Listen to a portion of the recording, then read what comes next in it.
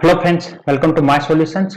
और इस वीडियो हम सीखने जा रहे हैं कि एक्सेल 2013 में एक्सेल के किसी सेट में किसी सिंगल सेल या किसी सेल रेंज या फिर किसी रो या फिर किसी कॉलम को प्रोटेक्ट कैसे किया जाता है।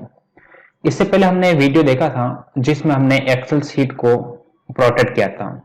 तब क्या हो रहा था कि जैसे हम एक्सेल शीट को प्रोटेक्ट करते हैं तो उस एक्सेल शीट में जितनी भी सेल हैं सभी लॉक हो जाती है, सभी प्रोटेक्ट हो जाती हैं। आप उन सेल में से किसी भी सेल को आप मॉडिफाई नहीं कर सकते जब तक कि आप उस शीट को अनप्रोटेक्ट ना कर दें।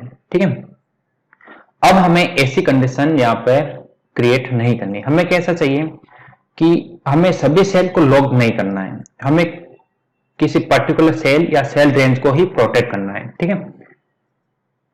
जैसे यहां पर हमारे पास एक टेबल बना हुआ है जिसमें हमने पर्सन नेम और अमाउंट उनका ऐड कर रखा है और यहाँ पर हमने पर्टिकुलर पर्सन का अमाउंट यहाँ पर कैलकुलेट किया है। ठीक है। तो यहाँ पर पर्टिकुलर जैसे एक ए पर्सन का टोटल अमाउंट यहाँ पर हो रहा है 141। ठीक है।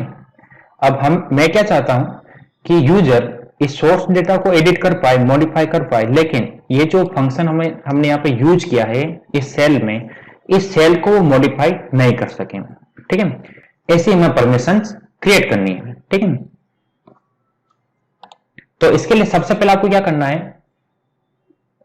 कि सभी सेल को अनलॉक कर देना है। ठीक है। बाय डिफॉल्ट एक्सेल में सभी सेल लॉक्ड होती हैं। ठीक है।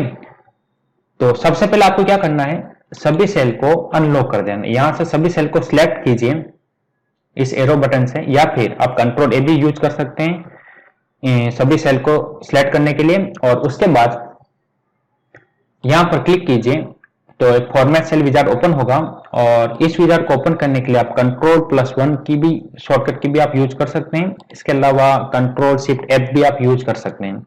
उसके बाद प्रोटेक्शन टैब पर स्विच कीजिए और यहाँ पर देखिए एक ऑप्शन जो आपको दिखाई दे रहा है लॉक्ड, इस ऑप्शन को आपको अनचेक कर देना है। ठीक है। तो इससे क्या होगा, आपकी सभी सेल अनलॉक हो जाएगी। ठीक है। अब आपको क्या करना है, जिस सेल को आप प्रोटेक्ट करना चाहते हैं उस सेल को सिलेक्ट कीजिए। जैसे मैं इस सेल को प्रोटेक्ट करना चाहता हूं। ठीक है। और उसके बाद इस पर राइट क्लिक कीजिए और यहां पर एक फॉर्मेट सेल्स ऑप्शन आ रहा है, या फिर आप Ctrl+1 की प्रेस कीजिए। ठीक है। और यहां पर इस सेल को लॉक कर दीजिए। उसके बाद आप रिव्यू टैब में जाइए और यहां पर एक ऑप्शन आपको दिखाई दे रहा है प्रोटेक्ट शीट। ठीक है। यहां पर आप क्लिक कीजिए और जो भी आप पासवर्ड यूज करना चाहते हैं वो आप टाइप कीजिए और उसके बाद ओके पे क्लिक कीजिए। ओके। तो देखिए आपकी ये जो सेल है ये प्रोटेक्ट हो चुके हैं। अब इस सेल को मॉडिफाई करने की ट्राई कीजिए तो देखिए यहाँ पर एरर शो कर रहा है, एरर मैसेज डिस्प्ले कर रहा है कि आप इस सेल को मॉडिफाई नहीं कर सकते हैं क्योंकि ये प्रोटेक्टेड है। ठीक है। आप इन सेल को मॉडिफाई कीजिए तो देखिए यहाँ पर मॉडिफाई मैं कर पा रहा हूं। ठीक है। तो इस बार क्या हुआ, केवल यही सेल प्रोटेक्ट हुई है, बाकी सारी सेल अनप्रोटेक्ट है, आप उनको मॉडिफाई कर सकते हो। और यदि आपको इस सेल को अनप्रोटेक्ट करना है तो यहां पर अनप्रोटेक्ट शीट पर क्लिक कीजिए और यहां पर आपको पासवर्ड टाइप करना है जो आपने यूज किया था प्रोटेक्ट करने के लिए और इसके बाद ओके पर क्लिक कीजिए। अब आप इसको मॉडिफाई कर सकते हैं। ठीक है। तो इस वीडियो हमने सीखा कि एक्सेल 2013 में एक्सेल शीट में पर्टिकुलर सेल या फिर सेल रेंज या फिर रो या कॉलम को प्रोटेक्ट कैसे किया जाता है। तो उम्मीद करता हूं आपको वीडियो पसंद आया होगा। अगर आपको मेरी वीडियो पसंद आ रहे हैं तो लाइक बटन जरूर प्रेस करें और मैं लेटेस्ट वीडियो के अपडेट्स के लिए आप मेरे YouTube चैनल पर सब्सक्राइब कर सकते हैं। Thanks for watching.